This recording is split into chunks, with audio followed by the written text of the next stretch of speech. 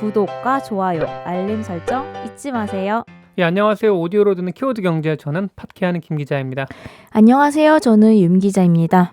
예, 저희가 지금 네이버 파트너 스퀘어에서 녹음을 하고 있어요. 홍대점. 네. 많이- 시설이 굉장히 좋아요. 예, 많이 애용해 주시길 바래요.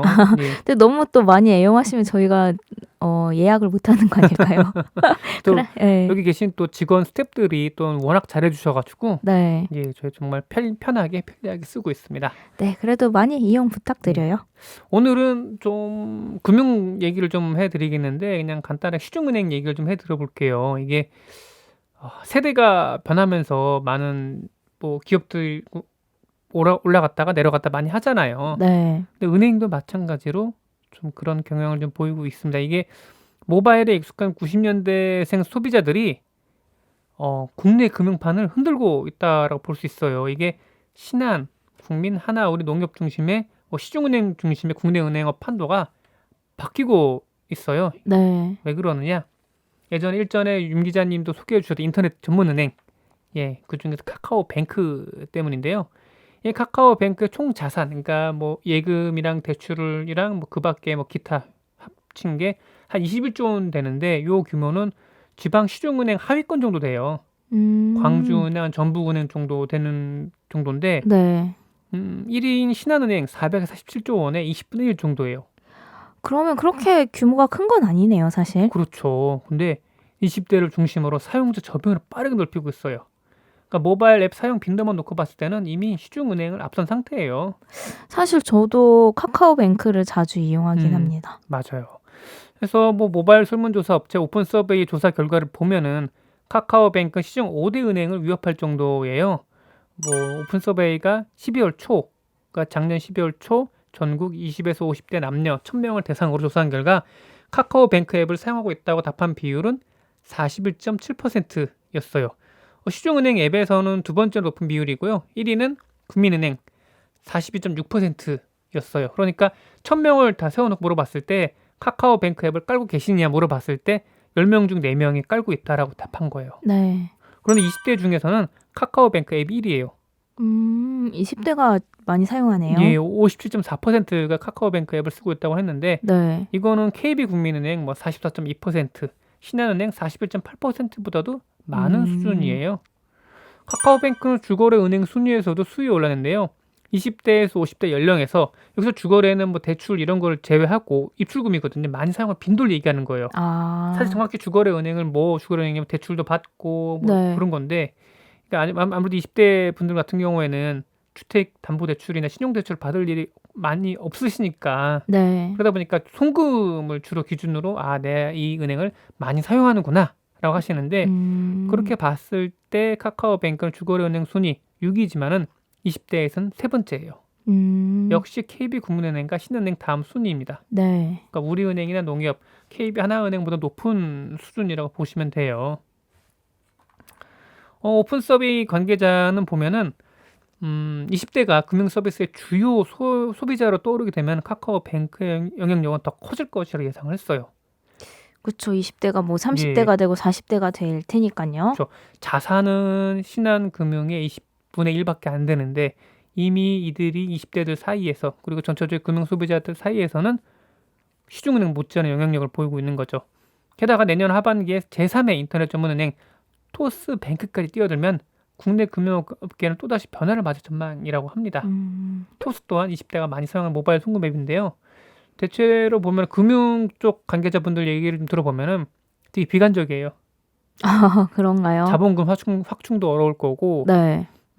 게다가 이제 사실 거기 구성원에 대한 주주들 멤버가 네. 물론 뭐 시중은행도 참여하고 있습니다만은 좀 이렇게 좀 대기업군이랑은 좀 약간 거리가 먼 기업들이 있긴 하거든요. 네.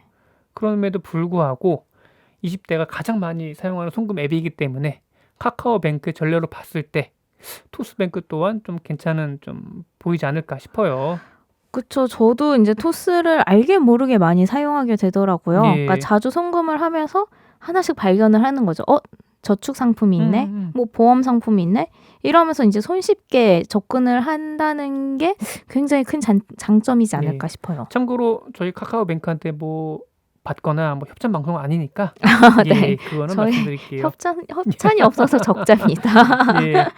그 포털 사이트 그 다음 출신으로 예, 국내 스타트업 대부로 불리는 민정옥 스타트업 온라인 센터장이 카카오뱅크가 젊은 사용자들이 불편해하는 걸 철저히 연구를 하고 이를 음. 개선하도록 만들었다고 평가를 해요.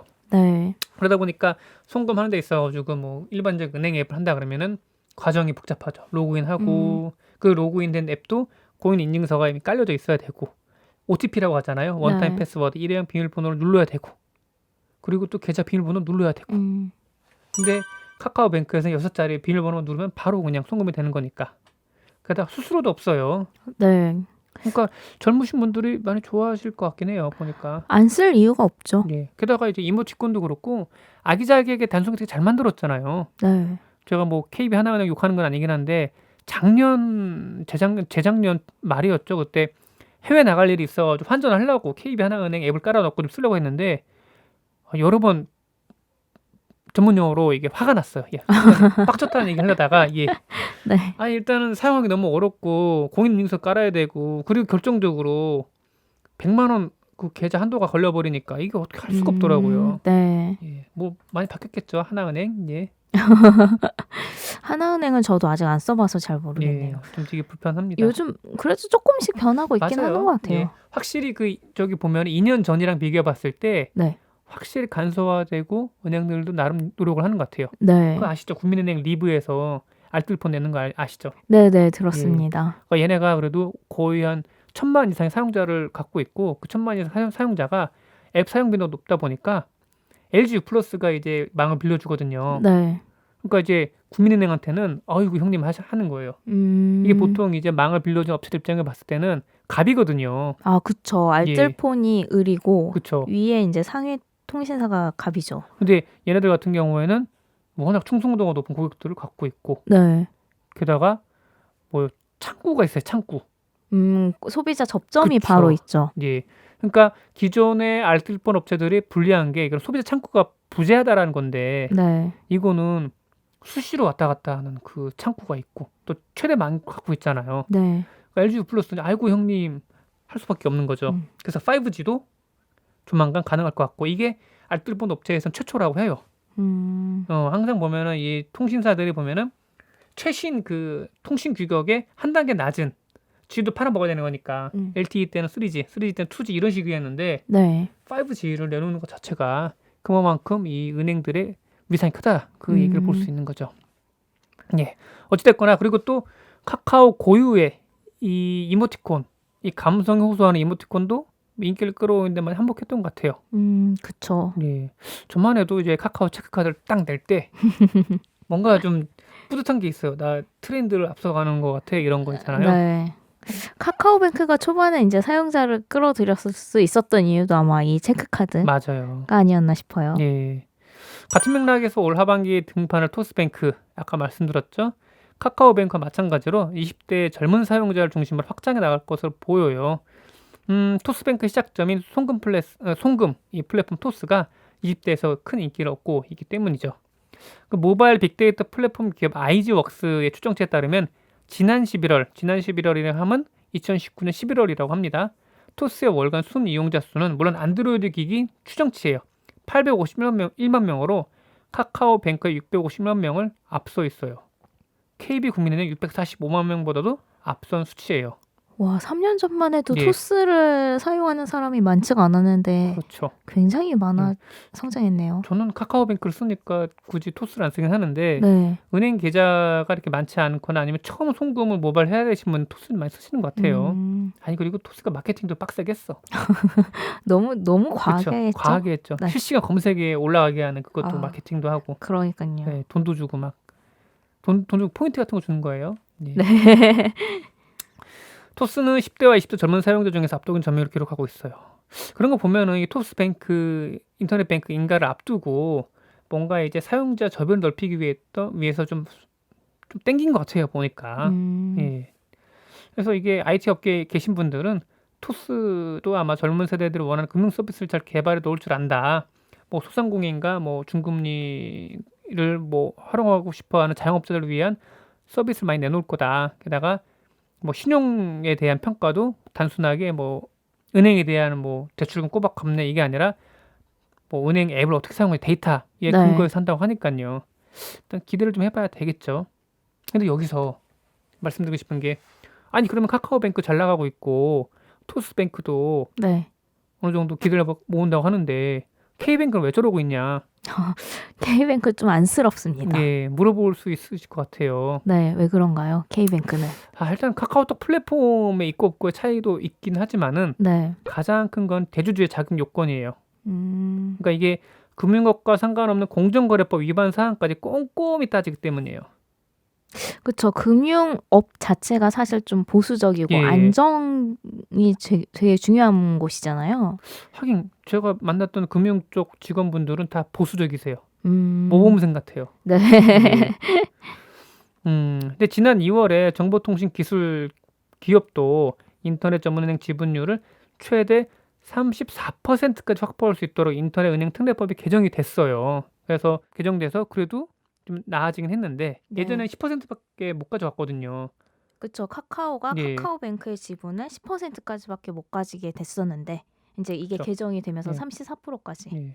영향력을 넓힐 수 있었죠. 일반 기업에서 10% 지분율은 그냥 그쪽으로는 뭐 물론 많은 지분율이긴 한데 네. 주요 주주이지 뭔가 의사를 결정을 하고 주도적으로 끌고 가는 최대 주주랑은 좀 거리가 좀 있어요. 네. 물론 뭐 건희 형님이나 뭐 저 재용이 형님처럼 2% 3% 주주를 갖고도 이렇게 하신 분도 계시긴 하지만은 특수한 경우죠. 예 그래도 대부분의 경우라면 지분율이 곧 그 사람의 의사 결정력을 따라가기 때문에 그래서 이런 지분율을 높이고 그런 게 많이 좀 관건이긴 했거든요. 그래서 정부에서 풀어줬어요, 규제를요. 음, 근데 문제는 또 뭐냐면은 대주주 적격심 아까 말씀드렸잖아요. 금융뿐만 아니라 공정거래법상에 걸리는 게 없어야 돼. 네. 게다가 이제 뭐라 그럴까 정서적인 좀 그런 것도 좀 있어 가지고 한 작년 재작년에 그 대주주 적격 심사를 앞두고 김범수 의장이 카카오뱅크 지분 하나 갖고 있진 않거든요. 네. 근데 요 아저씨가 예전에 뭐 도박 뭐 카지노를 뭐 왔다 갔다 했던 경력 그다음에 고인지 모르겠습니다만은 이 관련 그 계열사 회사에 대한 공시누락 문제 등이 좀 언급이 됐고요. 네. 공시누락 문제는 검찰에 기소된 바가 있어요. 음, 갑자기 기소가 됐어요. 공정위도 고의성이 없다 판단하고 그냥 넘어갔는데 네. 검찰이 뜬금없이 기소를 한 거예요. 뭔가 뒷이야기가 있나요? 모르죠. 저희 함부로 얘기하기는 어려운데 네. 아무튼 좀 뜬금없다라는 생각이 왜냐면 대주 적격 심사를 앞두고 기소가 된 거니까. 이게 이렇게 이제 기소가 됐으면 대주주 적격 심사에도 영향을 미칠 수밖에 그렇죠. 없는 예. 일이죠. 만약에 김범수 아저씨가 카카오뱅크의 주식을 갖고 있었다면은 상황 어떻게 바뀌었을지 몰라요. 네. 근데 주식이 하나도 없던 상태에서 이 대주주 적격 심사에서 김범수 아저씨는 대주주가 아니다라고 그 심사 대상 제외가 됐기 때문에 카뱅이 그나마 그래도 카카오로 최대 주주로 올라설 수 있게 인정받을 수 있게 된 거였죠. 음, 운이 되게 좋았죠. 근데 카카오도 좀 위험하긴 했어요. 이게 얘네가 일단 카카오톡 국내 최대 그 모바일 플랫폼이잖아요. 네. 게다가 이제 국내 음원 스트리밍 최대 서비스 멜론을 운영하는 카카오엠. 요새 항상 말이 많아요. 여기도 보면 음원 뭐 징수해서 뭐 어쨌든 간에 그 저작권 단체 분들도 그렇고 너무 적게 준다. 네. 그리고 밑에 있는 하위 음원 스트리밍 업체들은 너네들 독과점으로 해가지고 너무 욕심 부린다. 뭐 진짜 숫잣말로 공정에 일러버리면은 아마 올라갈 수도 모르는 것 같긴 한데 음, 이게 좀 ICT 기업 입장에서 봤을 때는 쉽지가 않거든요. ICT 기업의 기본적인 이 사업 전략 자체는 독과점이에요. 네. 초반에 마케팅을 우장창 해가지고 손해를 보는 장사를 하고 그 위에서 독점적인 지위를 가져가고 플랫폼 사업을 하는 건데 사실 이런 플랫폼 사업을 잘했던 카카오톡이었고 그래서 뭔가 좀 하나 거두려고 하는데 이게 계속 공정거래법상으로 걸릴 수 있는 거죠. 근데 물론 이게 기소가 되거나 범법 뭐 된 거는 분명히 아니긴 한데 그래도 어쨌든 간에 카카오뱅크 입장에서는 뭐 이 호재가 됐고 그리고 뭐 대주주 자격 요건을 확보하게 되면 순항을 할 수 있게 됐죠. 근데 K뱅크는 못 그랬어요. 음, 대주주인 KT가 통신업 이슈로 공정거래위원회로부터 고발을 받았어요. 그래서 만약에 검찰이 뭐 보고 이제 법정에서 벌금형 이상 형이 확정되면 KT는 앞으로 5년간 금융회사의 최대 주주가 될 수 없어요. K뱅크는 그냥 표류하는 거예요. 네. 그러니까 뭔가 누군가 총대를 매주고 내 보증을 쏠게, 내가 해줄게, 돈 좀 출자 좀 해주세요라고 해야 되는데 이런 대장격 해야 될 사람이 손발이 묶여 있으니까 쉽지가 않은 거죠. 음. 더욱이 그 지난 11월 29일 인터넷 은행법 개정안에서 국회 통과가 좌절되면서 당분간 KT가 K뱅크의 대주주 자격을 얻기 힘들어졌어요. 이때 인터넷 은행법 개정안에는 대주주 적격성 심사에서 공정거래법을 제외하는 내용을 담겨 있었거든요. 이래저래 힘들게 된 거죠, K뱅크는요. 그래서 증자를 수차례 했지만은 여전히 그 2017년 4월 때 자본금에서 벗어나지 못하고 있습니다. 이런 상황 속에서 제가 만약에 네이버예요. 제가 뭐 이혜진 의장이에요. 아니면 뭐 한석숙 대표예요. 인터넷 은행 하고 싶어. 네. 못해요. 독과점 기업 뭐 자연 뭐 소상공인 뭐 하면은 항상 뭐 걸리는 네이버잖아요. 또 보면은 그쵸. 네이버 독과점 기업으로 보일 수도 있죠. 예. SK텔레콤도 관심 가졌다가 포기했어요. 음. 그 KT랑 SKT랑 LG플러스랑 돌아가면서 정부 사업 수주하면서 사업을 했다라는 그런 게 리니언 씨로 인해 가지고 밝혀진 거거든요. 네. 그러니까 SK텔레콤도 고발받을 수 있는 거예요. 음. 그러니까 뭐 포기할 수밖에 없는 거죠. 그래서 네이버는 아예 그냥 해외에서 자회사 라인을 통해서 인터넷 사업을 하고 있고, 라인은 인도네시아, 대만, 일본 등에서 인터넷 은행을 전제로 핀테크 사업을 펼치고 있어요. 그리고 이제 인터넷 은행이 또 한계일 점을 좀 말씀드리자면은 시장 서비스 측면에서 비대면 서비스가 갖고 있는 한계가 또 있어요. 아, 그런가요? 예. 예를 들면은 뭐 주택담보대출은 뭐 그렇다고 치더라도 보험이나 파생상품 등의 여러 금융상품 팔 수가 있어요, 음. 시중은행은. 네. 근데 DLF 사태에서 보듯이, 네. 그러니까 이제 은행원의 창구에서 판매를 하는데 제대로 설명을 해 줘야 돼요. 그쵸. 이게 상대방이 듣는지 이해했는지를 그쵸. 확인을 해야 되는 그리고 거죠. 손해를 볼 수 있다는 설명도 해 줘야 되고. 네. 사실 그렇게 불안전 판매 요소를 걷어내기가 쉽지가 않거든요. 심지어 그렇네요. 창구에서 잘 훈련받은 아니면 잘 숙련된 직원조차도 불안전 판매의 늪에 음. 빠지기 쉬운데 이 비대면 서비스는 가능하냐 이거죠. 그렇네요. 특히나 이제 되게 상품 구조가 어려운 파생 상품 그렇죠. 경우에는 절대 인터넷으로 예. 비대면으로 하면 안 되겠네요. 예. 사실 보면은 이제 예대 마진 외에, 물론 예대 마진 커요. 제일 크긴 한데 그 이외에 은행들이 매출 늘리기 위해서 파생 상품이나 아니면 수수료나 아니면 여러 가지로 좀 넓히고 있는데 네. 쉽지가 않아요. 예. 음. 카뱅 입장에서 봤을 때는. 그래서 불안전 판매 우려가 커서 그렇고. 그래서 카뱅 쪽도 보면은 우선순위는 예금과 대출 서비스라고 얘기를 합니다. 아, 근데 이게 인제 은행 입장에서는 이게 안 좋은 건데 사실 금융 소비자 입장에서는 좋은 거 아닌가요? 괜히 인제 잘 그렇죠. 모르는 상태에서 은행 지점을 방문을 했는데 막 DLS, DLF 안전하다고 막 음. 추천을 해 주잖아요. 근데 그 비대면으로 했을 경우에는 나는 아예 모르니까 그런 추천을 안 받을 수가 있는데, 아예 차단이 되는 거죠. 예, 괜히 인제 은행에 갔다가 그런 얘기를 들으면 또 인제 예. 잘 모르지만 그냥 안전하다니깐 가입해 볼까? 약간 이렇게 될 수도 있지 않을까 싶어요. 예. 그래서 지금 현실적으로 쉽지가 않아요. 네. 네. 그러니까 복잡한 금융 상품을 파는 게 쉽지가 않고, 근데 사실 또 카뱅의 또 이 역할은, 기대했던 역할은 매기 역할이잖아요. 네. 중금리 대출, 음. 소상공인 대출, 그리고 이제 제1금융권을 소외된 금융 소비자들을 좀 커버해 달라 이건데, 네. 근데 요새 저축 그 저기 예대 예금 금리나 대출 금리 보면은 카뱅이라고 해서 시중은행은 크게 다를 바가 없어요. 예. 이거는 좀 본인들이 취지에 맞게 잘하고 있는지 좀 살펴봐야 될 것 같긴 한데, 근데 물론 이분도 할 말이 있어요. 왜냐면은 보통 그 카뱅이랑 비슷한 그 손익구조를 갖고 있는 뭐 자산 규모를 갖고 있는 지방은행도 한 몇천억 대의 단기 순이익을 올리고 있거든요. 네. 근데 얘네들은 올해 들어서 한 76억 찔끔 올렸고, K뱅크는 한 200억 적자 계속 지금 보고 있고, 이대로 가다가는 이제 자본 잠식할 수도 있어요, K뱅크는요. 네.